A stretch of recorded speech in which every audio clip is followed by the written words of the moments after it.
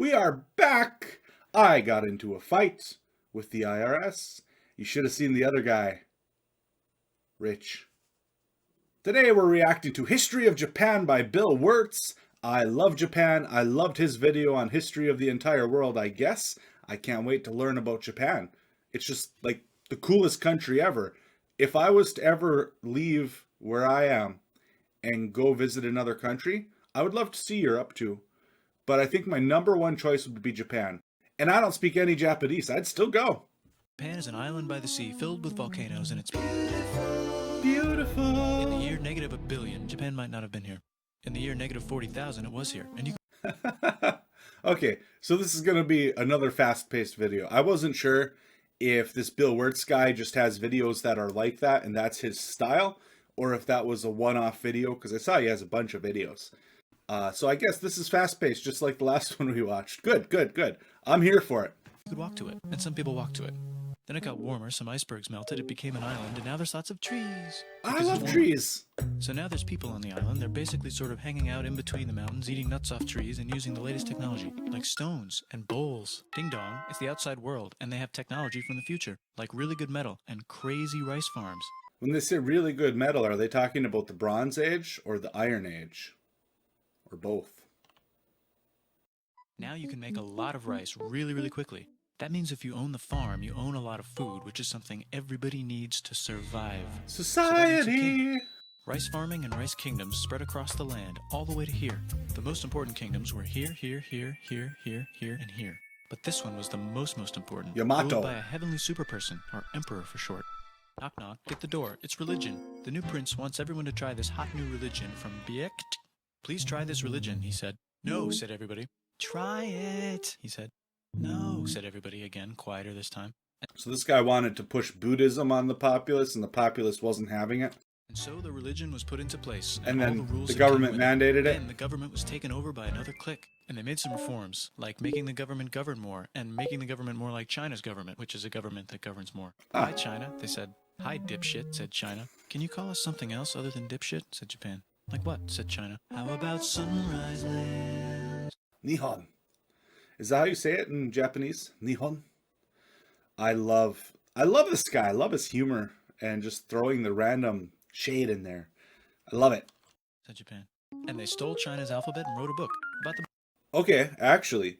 So this is something I always wondered. A lot of the languages out in Asia, to an outside person who does not know them, seem very similar. Now, there is some key differences. I think that I could spot, like, for instance, the difference between, say, Korean and Chinese. Korean seems to be like more rounded, and Chinese seems to be more harsh, if that makes sense in the strokes.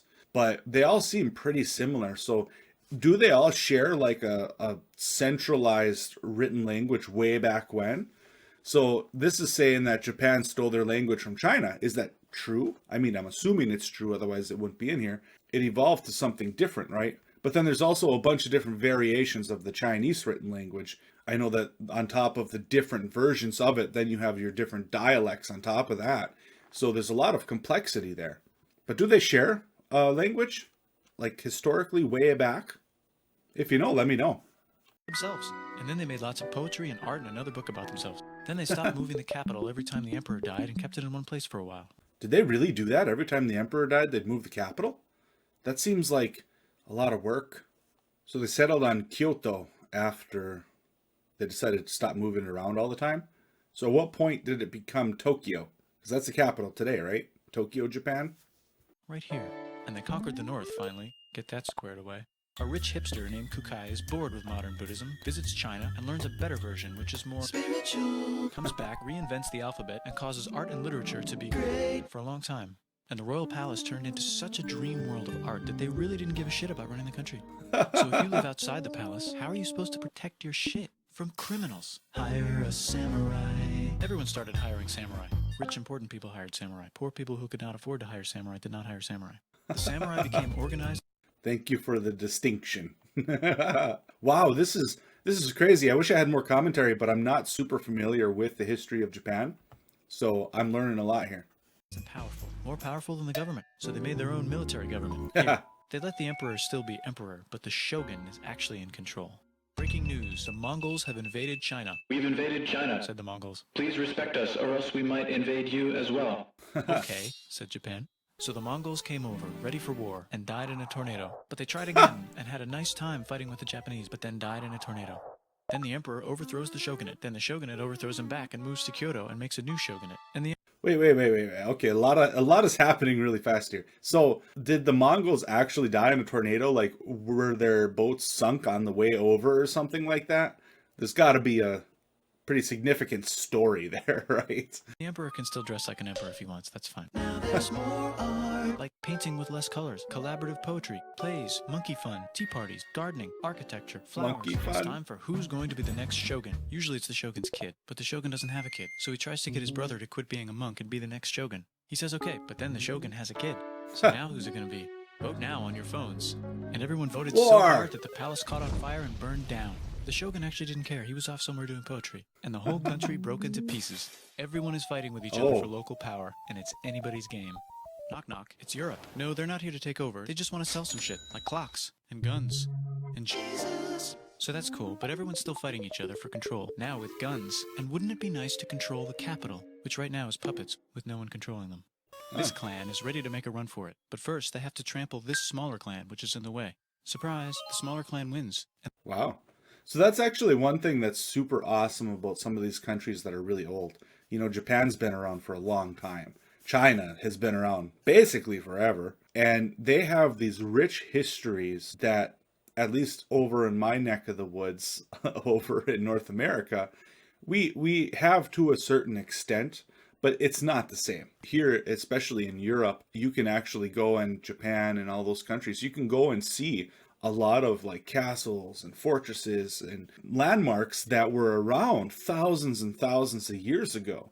It exists to some extent here, but it seems to be, at least to me, a lot rare. We just don't have that rich history, that rich preservation of our past. And the leader of that clan steals the idea of invading the capital and invades the capital. And it goes very well. He's about halfway through conquering Japan when someone who works for him kills him, and then someone else who works for him kills them, and that guy finishes conquering Japan. And then he confiscated everybody's swords and made some rules. And now Wait, what did that say? No having a sword or a gun. No climbing the social ladder and pay taxes. All right, so he took everyone's weapons away and then taxed the heck out of them. And now I'm going to invade Korea, and then hopefully China, he said, and failed, and also died. But before he died, he told these 5 guys to take care of his 5-year-old son until he's old enough to be the next ruler of Japan. And the 5 guys said, yeah, right, it's not going to be this kid, it's going to be one of us, because we're grown-ups. And it's probably going to be this guy, who happens to be way more rich and powerful than the others. A lot of people support him, but a lot of people support not supporting him. They have a fight, and he wins, and starts a new government, right here. And he still lets the emperor dress like an emperor, and have very nice things. But They have a very rich history of betrayal and breaking up as a country, right? And then the power struggle. It's quite amazing. I actually want to learn a lot more now. That's the wonder of these videos, is they're so super fast. They throw a lot of information at you really quickly. So you're not really, you're getting the very tip of the iceberg, right? When it comes to the actual history of Japan. But it's enough to intrigue you and want you to learn more. And I think, I'm guessing here, but that might be the goal that he has here, is to get people intrigued in it, so they'll seek out more. And he's certainly accomplishing that goal with me. But don't get confused. This is the new government, and they are very strict. So strict they closed the country. No one can leave, and no one can come in. Except for the Dutch, if they want to buy and sell shit. But they have to do it right here. Now that the entire country was not at war with itself, the population increased a lot. Ooh. Business increased, schools were built, roads were built, everyone learned to read, books were published, there was poetry, plays, sexy times, puppet shows, and Dutch studies. People started to study European science from books they bought from the Dutch. We're talking geography, skeletons, physics, chemistry, astronomy, and maybe even electricity. Over Ooh. time, the economic and cultural prosperity began to gradually slow down. Knock knock. It's the United States. Oh no! Huge boats with guns. Yeah. Gunboats. Open the country. Stop having it be closed, said the United States. There was really nothing they could do, so they Why did the United States care at this point in time about Japan? This was pre-oil. Japan is not an oil-rich country as far as I know anyway. So what was the motive there for the U.S. to come and interfere? signed a contract that lets the United States, Britain, and Russia visit Japan anytime they want. Why? Chushin and Satsuma hated this. That sucks, they said. This sucks. And with almost very little outside help, they overthrew the shogunate and somehow made the emperor again and moved him to Edo, which they renamed Eastern Capital. So Britain They made a held. new government, which was a lot more Western. They made a new constitution that was pretty Western, and a military that was pretty Western. And do you know what else is Western? That's right, it's conquering stuff. So what can we conquer? Korea. They conquer Korea, taking it from its previous owner, China, and then go I actually did not know that Japan had conquered Korea, I don't think, ever. That's news to me. Wow. a little bit further. And Russia rushes in out of nowhere and says, "Stop, no, you can't take that. We were going to build a railroad through here to try to get some warm water." And Russia builds their railroad, supervised by a shit ton of soldiers. And then when the railroad was done, they downgraded to a fuck ton. Did I say downgrade? I meant upgrade. And Japan says, "Can you maybe chill?" And Russia says, "How about maybe you chill?" Japan is kind of scared of Russia. You'll never guess who's also kind of scared of Russia. Great Britain. So Japan and Great Britain make an alliance together so they can be a little less scared of Russia. Feeling confident, Japan goes to war against Russia, just for a moment, and then they both get tired and stop. It's time for World War I. The world is about to have a war. So that was all pre-World War I, which makes sense. Because it's the 1900s and weapons are getting crazy, and all these empires are excited to try them out on each other. Meanwhile, Japan has been enjoying conquering stuff and wants more. And the next thing on their list is this part of China and lots of tiny islands. All that stuff belongs to Germany, which just had war declared on it by Britain because Britain was friends with Belgium, which was being trespassed by Germany in order to get to France to kick France's ass because France is friends with Russia, who was getting ready to kick Austria's ass because Austria was getting ready to kick Serbia's ass because someone from Serbia shot the leader of Austria's ass. Or actually shot him in the head. And Britain is currently friends with Japan, so you know what that means. I never fully understood the reason World War I happened, but I've always chalked it up to super complex alliances and an incident that kind of was throwing the match in the fire, which was the assassination. What was it? The Austria guy. I can't remember his name.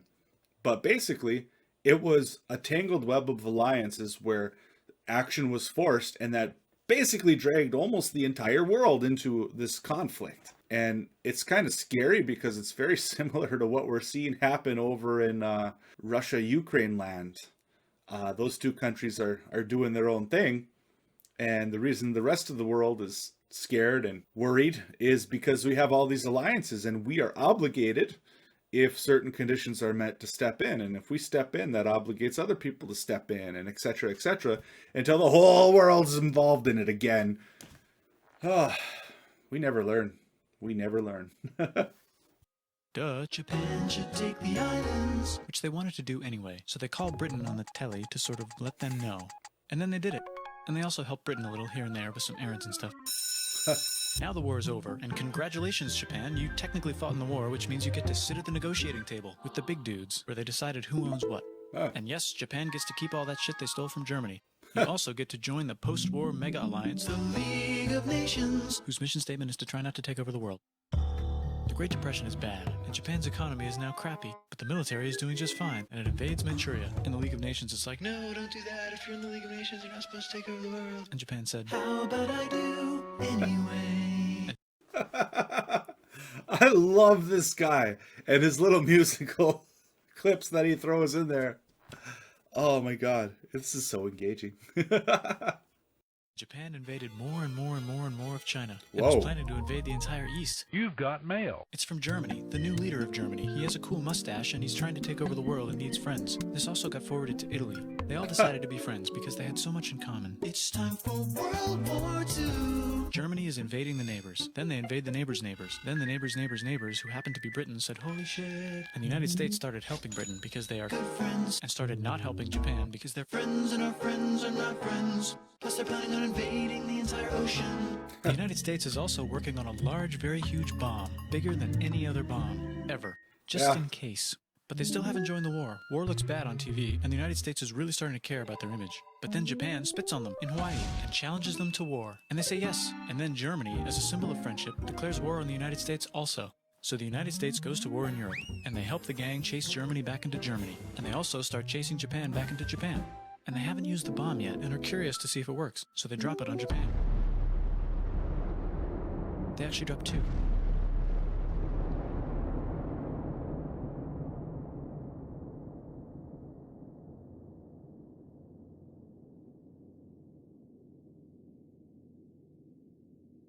You win. I had actually heard that we were supposed to drop 3, and either called off the third one or had technical difficulties or something, but for some reason there was 3 planned and we hadn't dropped the third. I don't know how true that is, but I feel like I heard that kind of recently somewhere. Installed a new government, inspired by the United States government, with just the right ingredients for a post-war economic miracle. And Japan starts making TVs, VCRs, automobiles, and camcorders as fast as they can, and also better than everybody else. They get rich, and the economy goes wild, and then the miracle wears off. But everything's still pretty cool, I guess. Oh, that's it? Oh my god, it's over already. What? Super abrupt ending. Wow. What an amazing video. I absolutely love this guy. We're going to have to check out some more of his videos because this fast-paced, just information shotgun in your face with the little musical numbers and everything is just amazing. I wish I knew a little bit more about the subject of this video. I've always been intrigued by Japan and Japanese culture and their history, but I've never really studied it. So it was really good to kind of get a super high-level overview. And I want to learn more. So we might be doing that in the future. Anyway, thank you so much for watching. I hope you have a wonderful day.